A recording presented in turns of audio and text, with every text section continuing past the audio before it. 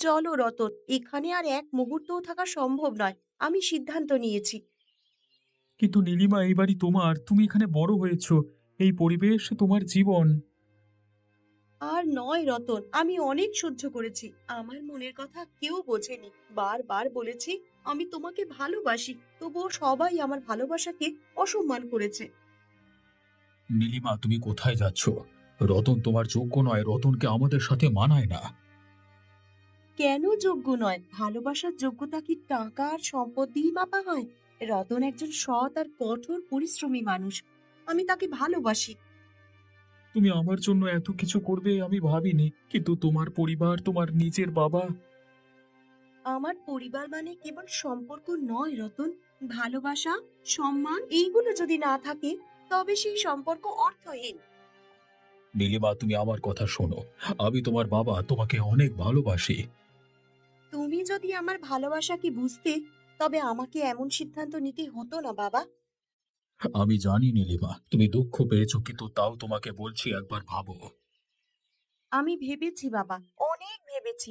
এবং আমি এটাও জানি রতনের সাথে আমি সুখী হব। তাই আমাকে আর আটকাতে চেষ্টা করো না। যদি এটা তোমার শেষ কথা হয় তবে আমি কিছু বলতে চাই না। তবে তোমাকে জানিয়ে রাখি, আমি সব সময় তোমাকে ভালো চাই।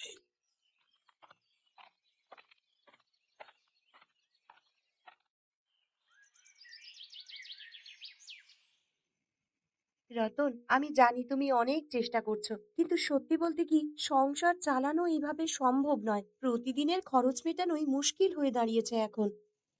নীলিমা, আমি দিন রাত কাজ করছি, তবে কাজ করে যা টাকা আসে তা দিয়ে সব সময় হিসেব মেলাতে পারি না, বিশ্বাস করো।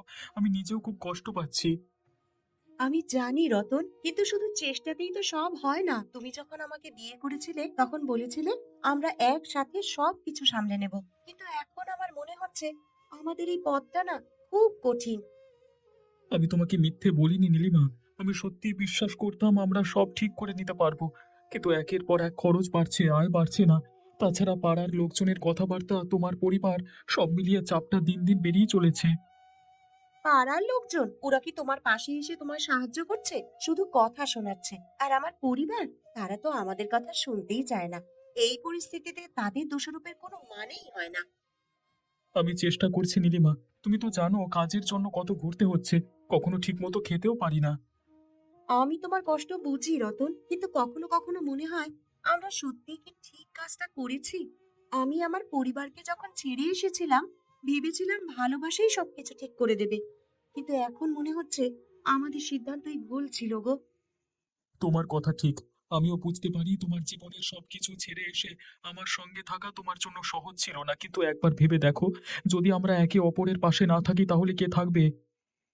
হ্যাঁ রতন, আমরা একসঙ্গে থাকার জন্যই তো লড়াই করছি, কিন্তু আমাদের কোনো একটা উপায় বের করতে হবে। এইভাবে চলতে থাকলে একসময় সব কিছু ভেঙে যাবে যে। তুমি ঠিক বলেছ নীলিমা, আমাদের আরও চেষ্টা করতে হবে, যদি দরকার পড়ে আমি অন্য কোথাও কাজের সন্ধান করব, কিন্তু তোমার পাশে থাকবার জন্য আমি সবকিছু করতে রাজি। আমিও চেষ্টা করব রতন। আমাদের নিজেদের জন্য, আমাদের ভালোবাসার জন্য একটা নতুন পথ বের করতেই হবে।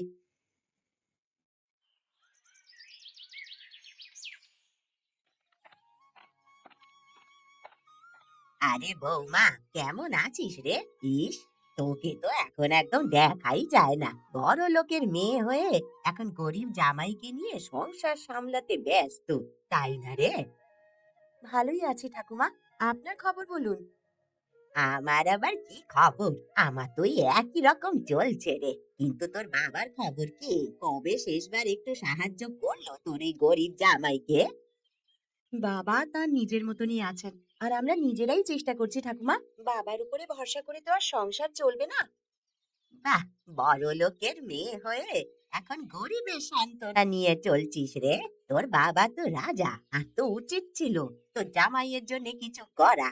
তা না করে সব বোঝা তোরই ওপরে ফেলে দিল। ঠাকুমা, বাবা কি করবেন সেটা ওনার বিষয়। আমি আমার নিজের সংসার নিজের মতন করে চালাচ্ছি। বাবার অর্থ বা সাহায্য চাওয়া আমি ঠিক বলে মনে করি না। ও মা, কি কথাই বলিস রে মেয়ে। তোর বাবা যদি একটু হাত বাড়ায়, তোর জামাইয়ের কপাল তো খুলে যায় রে। আরে তুই তো বড় বাড়ির মেয়ে, তোর মতন মেয়ে এইভাবে পড়ে থাকবে? ঠাকুমা, আমি গর্বিত আমার সিদ্ধান্ত নিয়ে। ছোট ঘরে থাকা নিয়ে আমার কোনো লজ্জা নেই। মানুষের সুখ টাকা দিয়ে মাপা যায় না, আর আমার সুখ আমার স্বামীর সঙ্গে। তা তোর সুখ থাকলেই ভালো, তবে বড় লোকের মেয়ে হয়ে এই হাল! আমার তো শুনেই বাবা মাথা খারাপ হয়ে যায়। তোর বাবা একটাও পয়সা দিল না, আর তুইও মনে করলি কিছুই চাইবি না। এ কি রকম কথা বাপু? আমি আমার বাবার টাকায় বা সাহায্যে নয়, নিজের চেষ্টাতেই সুখী হতে চাই। মনে রেখো বাছা, সুখ বড় লোকের টাকাতেই আসে, আর গরিবের সংসার সুখের হয় না। সময়ই বলে দেবে ঠাকুমা, আপনি ভালো থাকুন।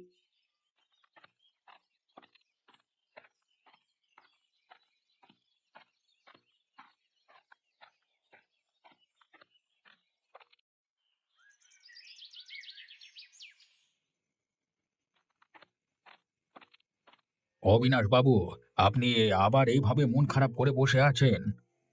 আর কি বলবো হরিপদ, মন তো কিছুতেই শান্তি পায় না। আমার মেয়েটার কথা ভাবলেই বুকটা ভারী হয়ে আসে। ও কোথায় কি অবস্থায় আছে? দুঃখ করছেন কেন? মেয়েটা নিজে নিজের জীবন বেছে নিয়েছে, কিন্তু মনটা খচখচ করে। মেয়েটা এমন বড় বাড়ির, আর এমন একটা ছেলের সঙ্গে গেল যে দিন এনে দিন খাচ্ছে। ওর কষ্টের কথা ভাবলেই আমি কষ্ট পাই। দেখেন বাবু, সন্তানের জন্য মায়া থাকা খুব স্বাভাবিক, কিন্তু আপনার মেয়ে নিজে যদি বলে ও ভালো আছে, আপনি কেন ভাবছেন? আপনার এই ভাবনা আপনার শরীর আর মনে শুধু কষ্ট বাড়াবে। কি জানি হরিপদ, মাঝে মাঝে মনে হয় আমি ওকে বুঝতে পারিনি। ও হয়তো ঠিকই করেছে। মেয়েটা যখন আপনার কাছে ছিল, আপনি যদি তখন আপনার মন থেকে ওদের মেনে নিতে পারতেন, তবে আজ আপনার এই কষ্টটা থাকতো না। ঠিক বলেছ, আমি তখন বুঝতে পারিনি, এখনো বুঝতে পারি না, কিন্তু আমার বুকটা তো ফেটে যায়। শোনেন বাবু, সন্তান বড় হলে নিজের পথ নিজে বেছে নেয়। আমরা তাদের জীবনের সবকিছু ঠিক করে দিতে পারি না। তোমার কথা ঠিক হরিপদ, আমি যে এতদিন এভাবে ভাবতে পারিনি। তুমি আজকে আমার চোখ খুলে দিলে। আর যতদিন আপনি মন খারাপ করে বসে থাকবেন, ততদিন আপনার কষ্ট কমবে না। ওদের মন থেকে আশীর্বাদ দিন। আপনি নিজের মতো ভালো থাকবার চেষ্টা করুন। তুমি ঠিক বলেছ হরিপদ।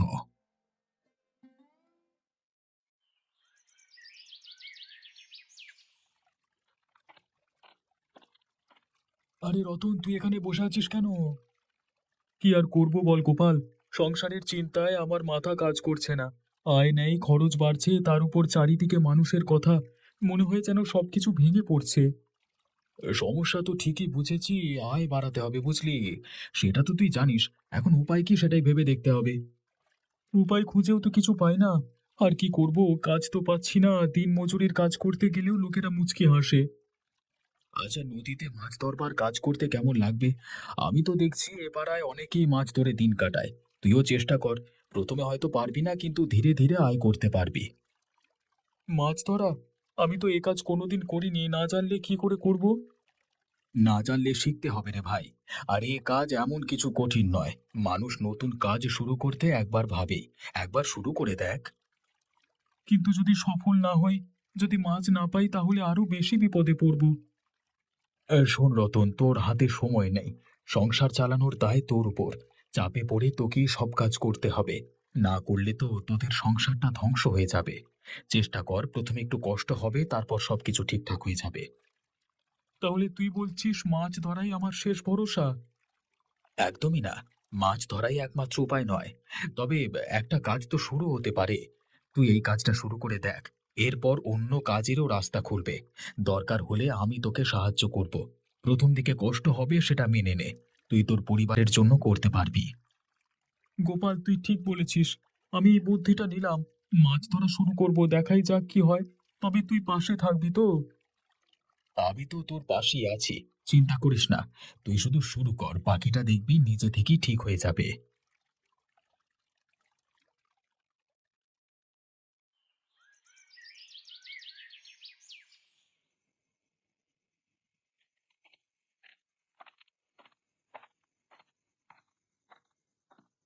রতন, এত রাতে কোথায় যাচ্ছ? রাতের বেলায় গঙ্গায় নামা কি ঠিক হবে? নীলিমা, চিন্তা করো না। নদীতে রাতে মাছ ধরলে কালকে সকালে বিক্রি করতে পারবো। আর তাছাড়া আমাদের সংসারের জন্য আমি তো কিছু করতে চাই। জানো না রাতের গঙ্গায় ঝড় উঠলে কি হয়? জলস্রোত কত ভয়ানক হয়। আমি বলছি আজ রাতে যেও না, বরং কাল সকালে নিরাপদে যাও। বুঝি তোমার চিন্তা আমার জন্য, কিন্তু নীলিমা, যদি আমরা শুধু নিরাপত্তার জন্য অপেক্ষা করি তাহলে তো এই অভাব মেটানো যাবে না। রাতের গঙ্গায় ঝুঁকি থাকলেও কালকে সকালে মাছের ভালো দাম পাবো। তুমি নিজেই একবার ভাবো, যদি নদীতে কিছু হয় তাহলে আমাদের কি হবে? আমি যে শুধু তোমার উপরে ভরসা করে আছি গো। নীলিমা, আমি তোমার চিন্তা বুঝি, কিন্তু আমাদের বর্তমান অবস্থা তো দেখতে পাচ্ছ। আমি সাবধানে যাব, কিচ্ছু হবে না। তুমি শুধু এই কথাই বলো, কিন্তু যদি একটা রাত আমাদের জীবন বদলে দেয়, আমি তেমনটা কিছুতেই হতে দিতে পারবো না। আমার কথা শোনো, আজ রাতে যেও না। নীলিমা, আমি তোমার ক্ষমতা বুঝি, কিন্তু আমারও কিছু করবার ক্ষমতা আছে। আমি নিজের নিরাপত্তা জানি। আজের মাছ ধরবার পরিকল্পনা আমি বাতিল করতে পারি না। এটা আমাদের জন্যই করতে হবে। তাহলে তুমি আমার কথা শুনবে না তো? তোমার নিজের জীবনের ঝুঁকি নিয়ে আমাদের ভবিষ্যৎ দেখতে চাইছো? দেখো নীলিমা, আমাকে যেতেই হবে। আমি সাবধানেই থাকবো আর ঠিক ফিরে আসবো, চিন্তা করো না।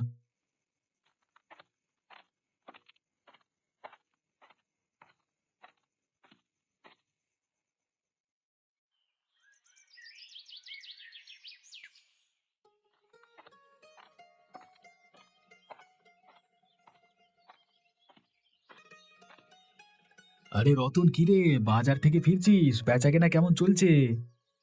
ভালোই চলছে গোপাল।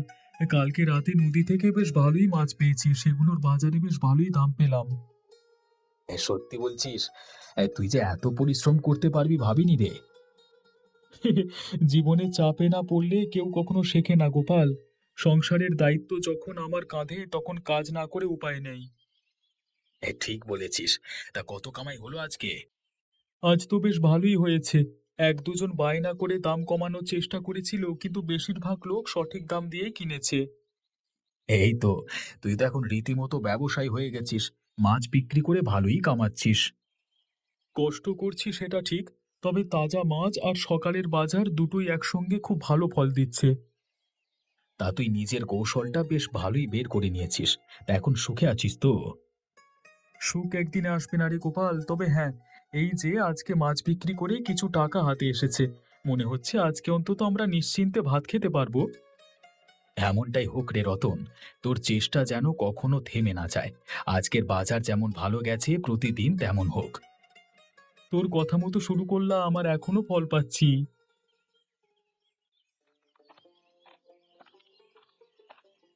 অবিনাশ বাবু কেমন আছেন? ভালো খবর নিয়ে এসেছি। আরে হরিপদ, কি ভালো খবর বলো দেখি। হ্যাঁ, ভালো খবরটা হলো রতন আর নীলিমা গঙ্গার পাড়ে নতুন একটা বড় বাড়ি তৈরি করেছে। মাত্র 3 মাসের মধ্যেই কাজ শেষ করে ফেলেছে।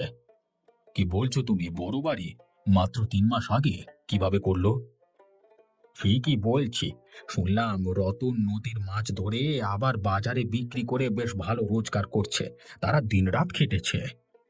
তা বলছো 3 মাসেই তারা এসব করলো? তুমি নিজে দেখেছো? হ্যাঁ, নিজের চোখে দেখেছি। বাড়িটা বেশ বড় সড়, দোতলা, উপরে টিনের ছাদ। গ্রামের লোকজন বলছে এ তো শহরের মতো বাড়ি হয়ে গেছে। আমার মেয়ে আর রতন এটা করলো, আমি ভাবতেই পারছি না। তুমি কি নিশ্চিত? একদম নিশ্চিত। আমার তো আর কিছু বলবার নেই। যদি সত্যি এমন কিছু করে থাকে, তবে আমি তাদের জন্য গর্বিত। কিন্তু তারা কি একবার আমার কাছে এসে জানাতে পারতো না? হয়তো তারা ভাবছে আপনি এখনো তাদের মেনে নেবেন না। আর এই কাজ করে তারা দেখেছে তারা একসাথে থেকে সবকিছু করতে পারে। আপনি যদি নরম হন একটু, হয়তো আবার তাদের কাছে পাবেন। হ্যাঁ, আমি ভাববো। 3 মাসে এমন একটা বড় বাড়ি, আমার মেয়ে আর তার স্বামীর এত পরিশ্রমে আমি সত্যি অবাক। ঠিক বলছেন। আমারও খুব ভালো লাগছে। আমি শুধু চাই আপনি যেন তাদের সঙ্গে আবার ভালো সম্পর্ক তৈরি করেন।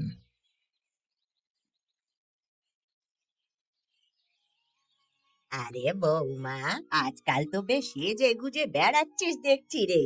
বাড়ি ঘরও তো বেশ ঝকঝকেই লাগছে। কি খবর? অনেক টাকা পাচ্ছিস নাকি রে? না ঠাকুমা, তেমন কিছু নয়, ওই নিজের মতন করে সংসার চালাচ্ছি আর কি। তুমি ভালো আছো তো? আমি ভালোই আছি, তবে দেখছি তুই তো বেশ পায়ের নিচে মাটি পেয়েছিস। এত ভালো কিভাবে চলছিস রে? তাই তো ভাবছি, সবার সংসার কষ্টে চলে, আর তুই তো দেখছি বেশ সুখেই আছিস। চেষ্টা করছি ঠাকুমা, ভালো থাকার জন্য পরিশ্রম করতে হয়, তাই করছি। আরে বৌমা, কথাটা তুই ঠিকই বলেছিস, তবে সব সময় এত ভালো থাকলে কি ভালো দেখায়? একটু অন্যদের দিকেও তো তাকাতে হয়। তোদের এত সুখ দেখে কিন্তু ভালো লাগে না। ঠাকুমা, তুমি এ কি বলছো? সুখে থাকা কি অপরাধ নাকি? অপরাধ নয়, তবে বেশি সুখে থাকলে লোকজন চুপ থাকে না। তোরা যত ভালো থাকিস ততই তোর পেছনে লোকে লাগবি। ঠাকুমা, আমরা তো কাউকে কষ্ট দিচ্ছি না, নিজেদের পরিশ্রমে ভালো থাকার চেষ্টা করছি। তোমার আমাদের উপরে এত রাগ কেন গো? ওসব বড় বড় কথা আমাকে শুনিয়ে কোনো লাভ নেই রে। তোদের দেখে অনেকেই হিংসে করে। আমিও তো এক সময় সুখী ছিলাম, কিন্তু সেই দিন চলেছে। এখন তোরা যেইভাবে হাসি খুশি থাকিস তা দেখলেই না গা একেবারে জ্বলে যায়।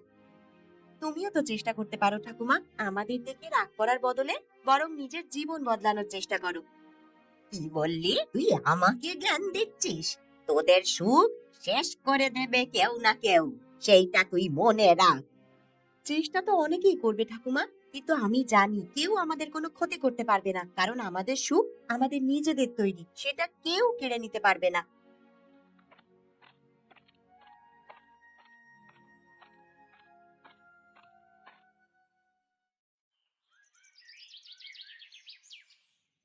আরে লতা, কেমন আছিস? আমি ভালোই আছি। একটা কথা গেলাম। কি কথা রে? শোন নীলিমা, আমি তোকে আগেও বলেছি বুড়ির থেকে একটু সাবধানে থাকিস। ও তোদের ভালো চাইছে না, সেটা তুই জানিস। লতা, তুই সব সময় বুড়িকে নিয়েই চিন্তা করিস, ও তো আমার কিছু করতেই পারবে না। ঠিকই বলছিস, কিন্তু তাও সাবধানে থাকা ভালো। বুড়ি ভেতরে ভেতরে তোদের ক্ষতি করার পথ খোঁজে। ওর মনের কালোটা আমি ভালোই বুঝি রে। আমরা সৎভাবে চলছি, আমাদের কিছু হবে না। আহা, তুই বুঝতে চাইছিস না, তুই ভালো মেয়ে, কিন্তু দুনিয়া তো ভালো না। আচ্ছা, তোর কথা মনে রাখবো, তবে এতটা চিন্তা করিস না তুই।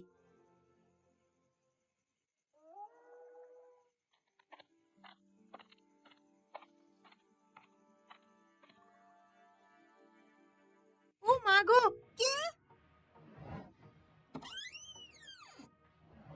মনে হচ্ছে কেউ তোর ক্ষতি করার চেষ্টা করেছে। লতা, তুই না থাকলে আমি হয়তো বড় বিপদে পড়তাম। এখন বুঝতে পারছি তুই কেন এতটা জোর দিচ্ছিলি। আমি তোদের ভালো চাই বলেই বলেছিলাম, বুঝেছিস? তুই সাবধান ছিলি বলে আজ বিপদ থেকে বেঁচে গেলি। হ্যাঁ লতা, এবার থেকে আমি আরো সাবধান থাকবো। তোকে অনেক অনেক ধন্যবাদ।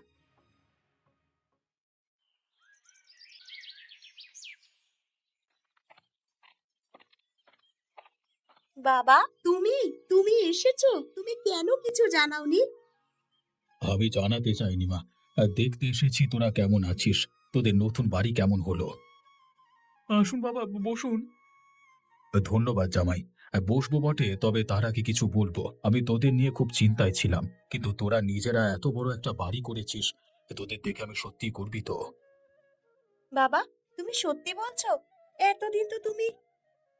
এতদিন ভাবতাম হয়তো তোর এই সিদ্ধান্ত ভুল ছিল। রতন, আমি তোমার উপর খুব খুশি। তুমি আমার মেয়েকে এমন সুন্দরভাবে আগলে রেখেছো, সেটা আমি কখনোই ভুলবো না। এটা তো আমার দায়িত্ব বাবা। নীলিমা আমার জীবনের সবকিছু। আমি চেষ্টা করেছি আমাদের ভবিষ্যৎ গড়ে তুলতে। তুমি শুধু চেষ্টা করোনি, তুমি প্রমাণ করেছো। তোমাদের জন্য গর্বিত। আর এই বাড়িটা, এটা তো তোমাদের ভালোবাসার ফল। বাবা, তুমি যে এসব বলছো, এটা শুনেই আমি সব কষ্ট ভুলে যাচ্ছি। তোমার আশীর্বাদ আমাদের জন্য অনেক বড় প্রাপ্তি। আমি আজ থেকে তোমাদের মেনে নিলাম। ধন্যবাদ বাবা। আমরা সব সময় শুধু তোমার আশীর্বাদ চাই। আশীর্বাদ তো তোদের উপর সব সময় ছিল। ভালোবাসা আর পরিশ্রম দিয়ে যে সবকিছু সম্ভব, সেটা তোরা আমাকে শেখালি।